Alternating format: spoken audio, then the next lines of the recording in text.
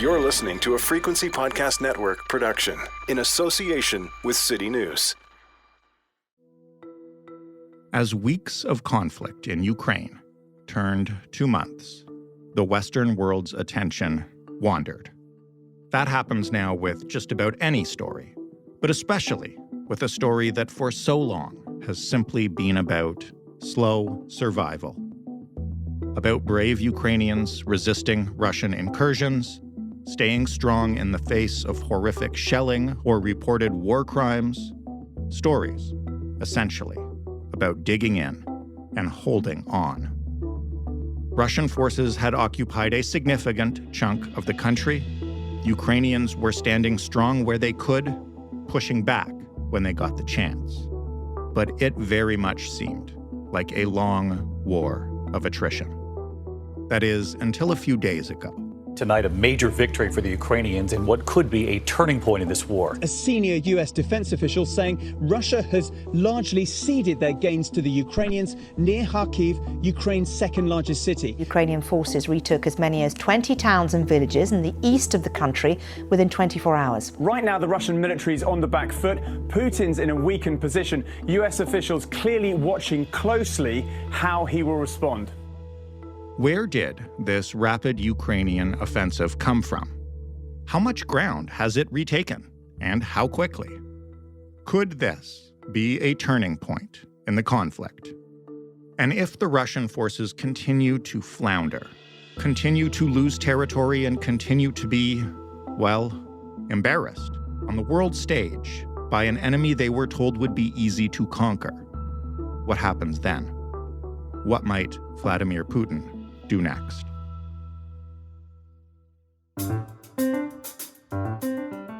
I'm Jordan Heath Rawlings. This is The Big Story.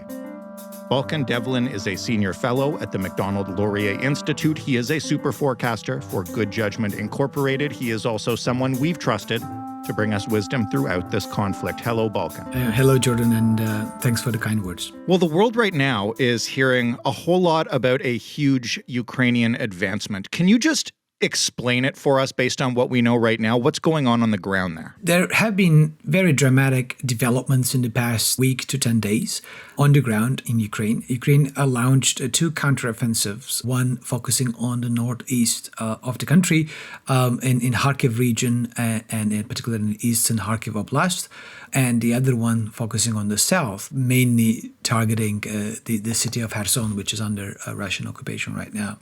And this has been a counteroffensive that has been on the books and was expected in the past a month or two, but most of the focus was on the south. Although I'll be happy to talk about how the southern front is going and the fight around Kherson is going. The really sort of surprising breakthrough came in the northeast around Kharkiv, where the Ukrainian forces basically break the Russian front and force them to basically flee the battlefield and manage to recapture, I would say, territory that is under Russian occupation, about 3,000 kilometers square area, roughly speaking, in this region. So that has been quite dramatic because it showed how Ukraine can actually inflict a major battlefield defeat on Russian forces. And can take territory. So it has been quite an important set of developments. And I would like to highlight one thing, and that might make a listener's job a lot easy. And when they're listening to this episode, they might want to open up a map. There are lots of maps going around about the war in Ukraine. The ones we Institute for the Study of War is particularly good. So when they're listening to it, if they just go there, for example, and pick up the map of the current situation, that might make a lot more sense when we talk about what fronts happening and where, and that might help them to visualize better.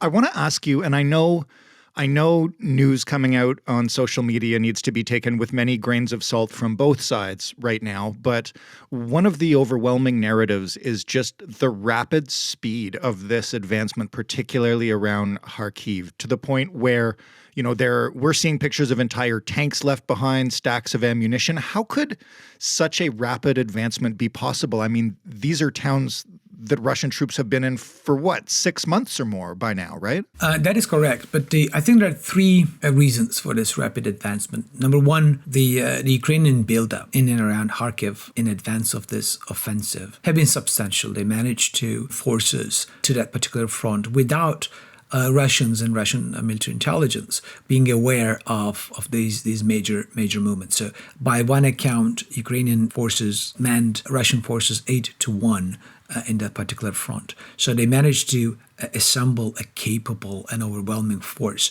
while the most of the discourse and attention was on Kherson.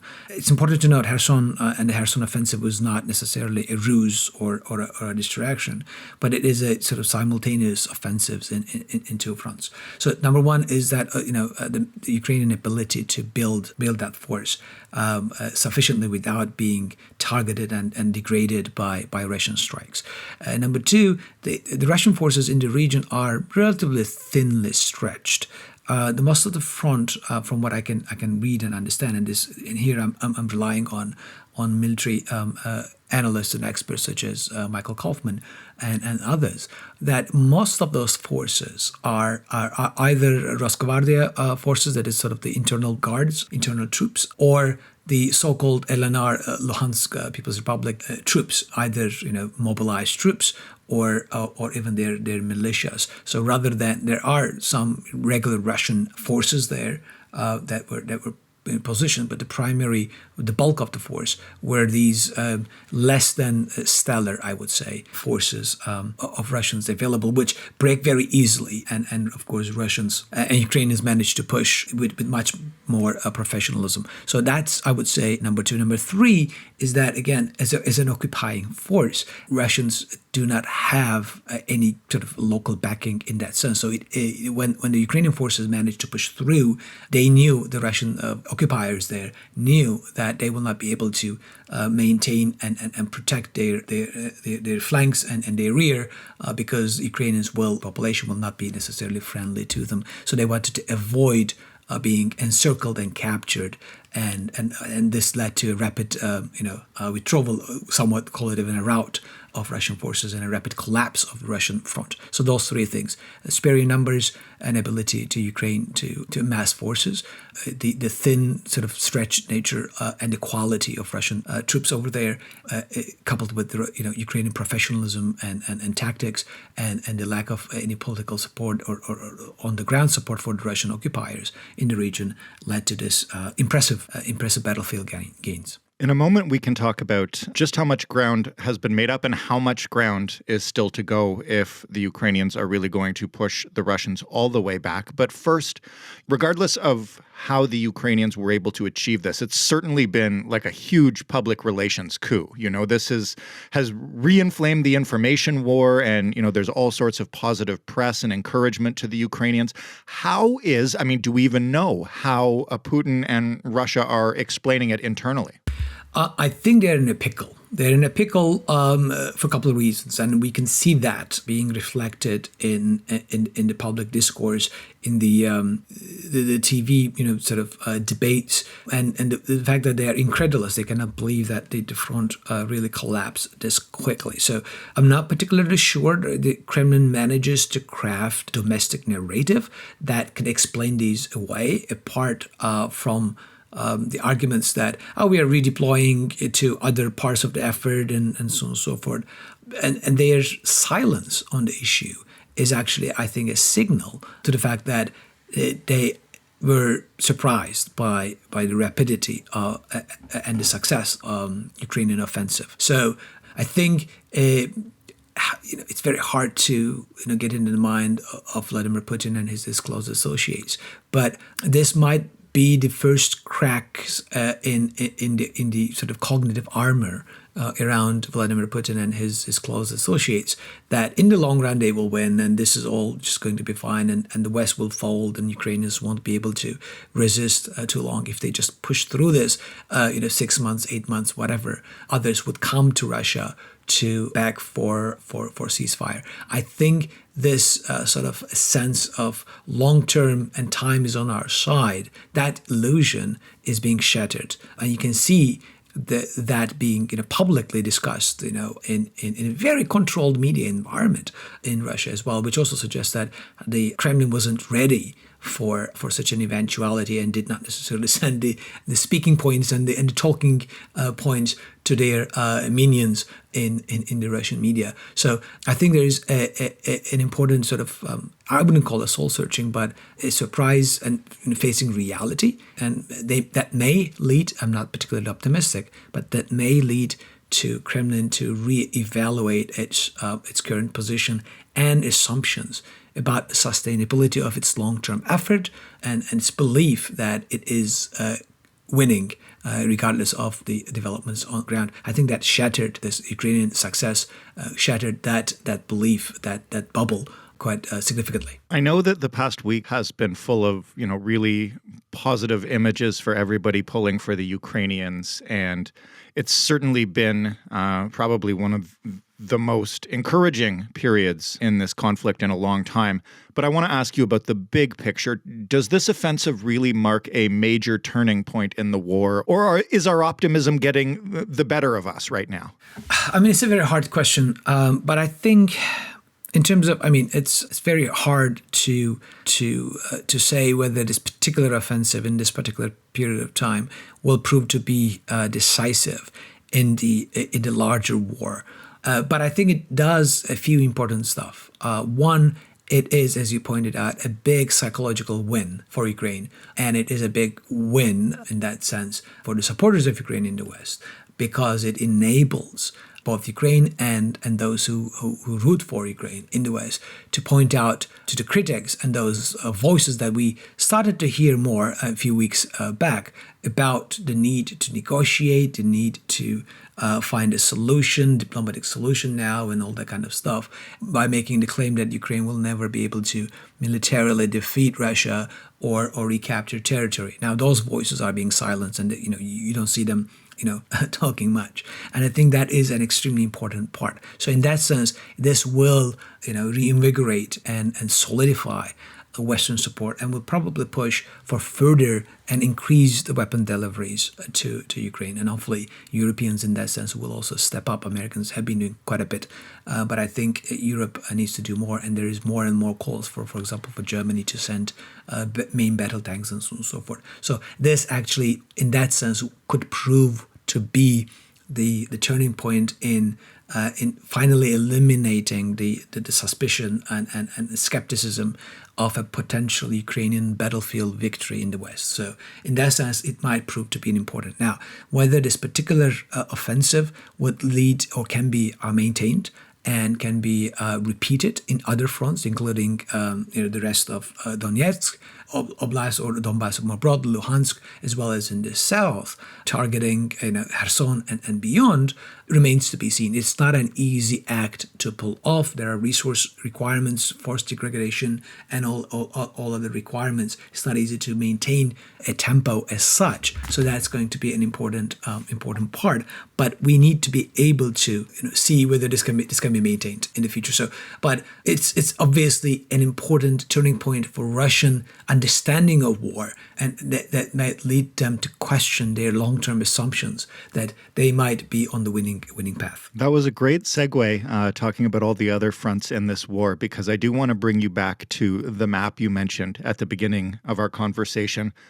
There have been some huge gains made. As you point out, 3,000 square kilometers is a lot of territory. How much more does Ukraine need to gain to actually drive Russia back to some semblance of pre-invasion borders? Quite a lot more. I mean, given even with this current successes, about 20% of Ukrainian territory is still under Russian occupation. So there's still a lot to go, even to go to the February 24 battle lines or front lines would require at least 4 times or more, 4 to 5 times more the territory being recaptured and pushing the Russian occupiers out. So it is nowhere in that sense the end of such an offensive, and it will be a long war. going forward. Some other fronts are more well defended, more well supplied, better guarded. So the success of Ukrainian forces in this particular battle and the rapid collapse of Russian forces may not necessarily repeat in other fronts. It may, because there are talks and reports of Russia's inability to recruit more volunteer battalions, might force Russia to reconsider its force structure and might force them to partial or full mobilization, etc. But the manpower will only get worse. The limitations of the manpower for Russia will only get worse as others see this rapid collapse and Russian ability to supply its troops with ammunition and others will degrade because of the Ukrainian advances and strikes. So things might get a little easier in other fronts, but it's definitely too early to be very optimistic or completely enthusiastic about that this would repeat. We will not necessarily, and hopefully I'm wrong, but I don't think so, that we will not see the repeat of this rapid advances in every front in this war, and we see that in and around Kherson in the southern front as well. It's a much tougher fight than what we saw in the northeast, for example.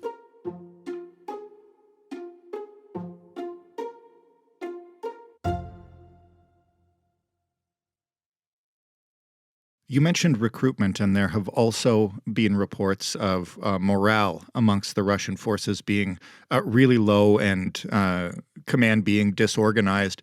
I guess my question, though, is, it's been 6 months. To your point, Russia's entire strategy has been basically to occupy and wait it out. Would they ever really pack up and go home? Is that even an option for Putin at this point? Is it an option for Putin? Depends on how he can sell it. Do I see that as an option for him to consider right now? I don't think so.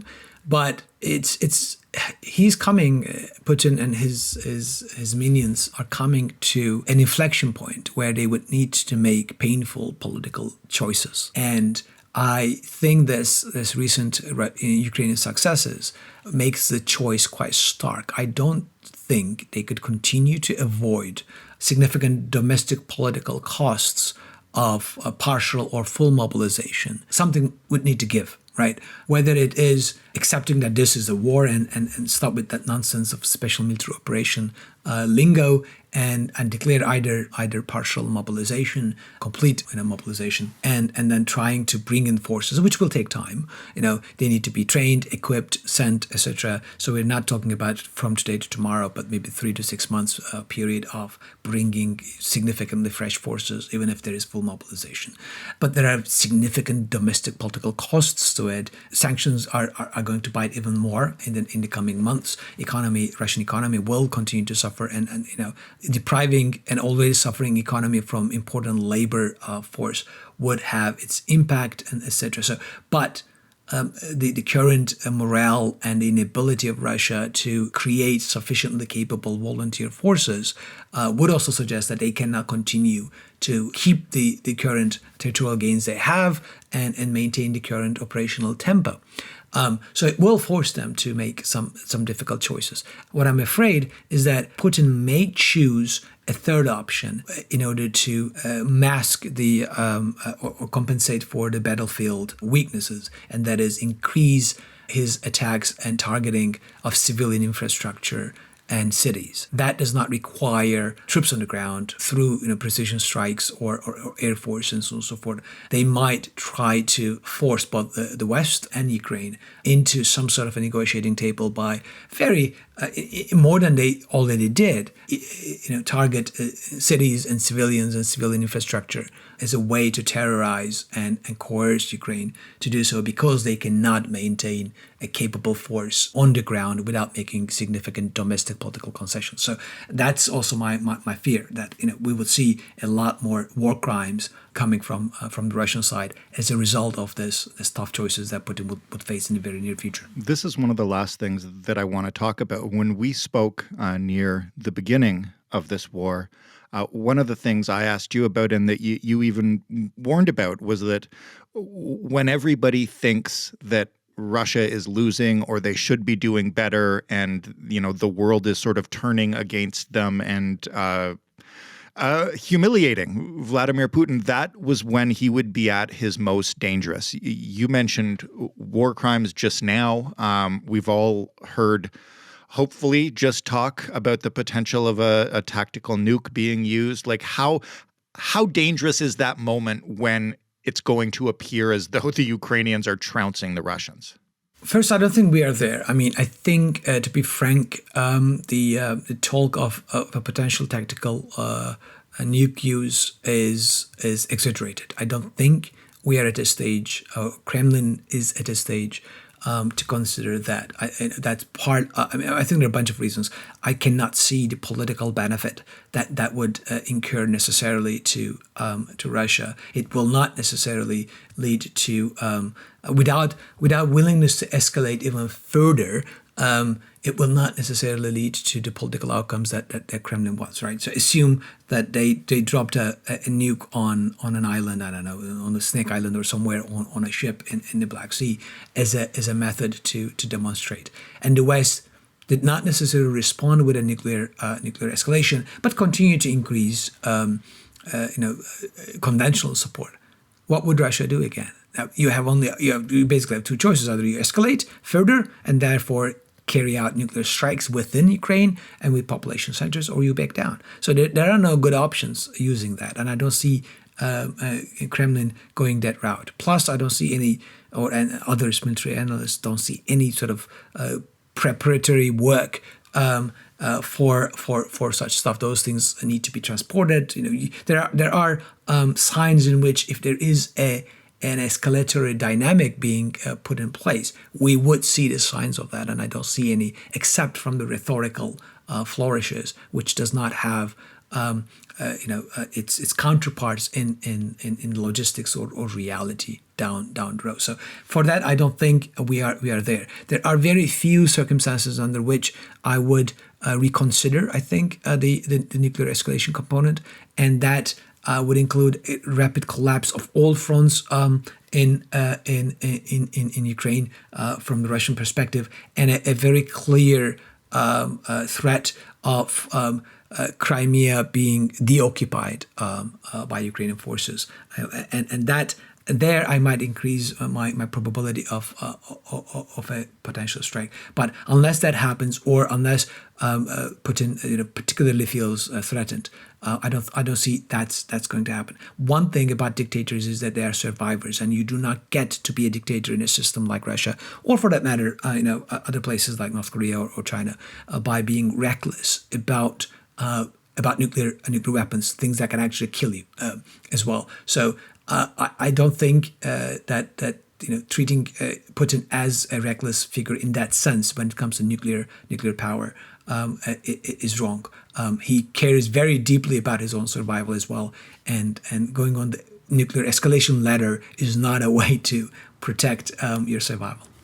Thank goodness. From the Ukrainian point of view now, we've talked a lot about, what Russia is thinking and doing after this offensive.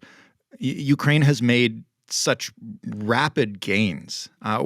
What do they have to watch out for as, I guess, their lines get further into Russian occupying territory? They've been moving so fast.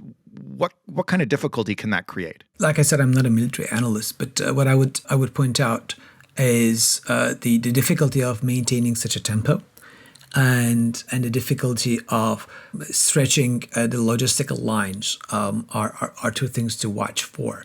And of course, protecting the force is extremely important. This is a high attrition, high casualty structure. So replenishing Ukrainian forces with fresh forces, properly trained forces, will going to be an important part. And so that's number one. And then protection of that force through to against Russian airstrikes and long-range missile attacks is going to be an important part. And I think that's why Zelensky and others have been calling for more air defenses for that, because now they're getting closer to other Russian forces, enabling them to strike further and more into the Ukrainian position. So those things I think need to be watched for. That they need to look for maintaining a sustainable tempo of operations, given the human resources that they have, the force structures they have, and the ammunition and the weapons that are being arriving from the West, and maintaining that tempo at a sustainable rate while making gains is going to be the primary challenge, and not to stretch too thin and then enable even a tactical victory for Russians to damage the morale that this current battle victories abroad will be an important part. So it's always good to stop and think about what can go wrong when you're particularly successful. You don't want to do that when you fail. You want to think about what would failure look like and what you need to watch out for when you're particularly successful. And this is the time that Ukrainians are particularly successful. So it's a good time to sit down and reflect on what can go wrong for Ukraine right now and minimize the potential and the probability of that. Well, speaking of reflecting on things, this is the last question I have for you. And it's just, I'd like you to think back to maybe March or April or May, sort of after Russia had made advancements into Ukraine. We were seeing, heroic videos of Ukrainians resisting and trying to hold on to territory and sort of slowly getting pushed back, but really fighting back as hard as they can. And we all praised their spirit. At that time, did a resurgence like this seem possible? Such a tough fight back, bringing it right back to the Russians. I think, on the hindsight, there was skepticism, particularly in the West, that Ukraine may be able to hold the line or slow down Russian advances and limit the operations to a particular area. But would they be able to launch a counteroffensive to take significant territory? I don't think many in the West were convinced that was possible. Most were expecting a long war of attrition, if you would like a historical analogy, more along the lines of Iran-Iraq War of 1980s. Rather than anything else, where most of the fight is along a very narrow front, where the territory changes sides in a few kilometers here and a few kilometers there, but at a huge human cost. This ability of Ukraine to push forward, I think, changed that perception significantly, and that's why I think it's a very important psychological victory too. That this is not only a war of attrition in the sense that this will continue for a while, but Ukrainians can engage in maneuver warfare and recapture significant territory. And thus, this does not need to be a long, dragged out, years and years of war of attrition where, hundreds of thousands die over 2 kilometers. If there are enough resources provided to Ukrainians that they could actually recapture their territory, expel the occupiers, and can basically finish the job. So there is the potential there. And this actually shows that those who are doubting Ukrainian ability to utilize the weaponry and generate the necessary force to do so might be too pessimistic about Ukraine's chances. And this is I think a good signal for us to not assume that they will not be able to push Russians out from all of Ukraine. It will be fascinating to see, and hopefully we see for Ukraine. Once again, thank you, Balkan. It's always a pleasure to be on the show. Balkan Devlin from the Macdonald Laurier Institute and Good Judgment Incorporated. That was The Big Story. You can get more at thebigstorypodcast.ca. You can yell at us on Twitter at TheBigStoryFPN. You can send nice emails to hello@thebigstorypodcast.ca. And you can sing us a song on a voicemail by calling 416-935-5935. As you know by now, The Big Story is available wherever you get your favorite podcasts, and you know we like ratings and reviews, and you should know that if you've got a smart speaker, you can ask it to play The Big Story podcast. Thanks for listening. I'm Jordan Heath Rawlings. We'll talk tomorrow.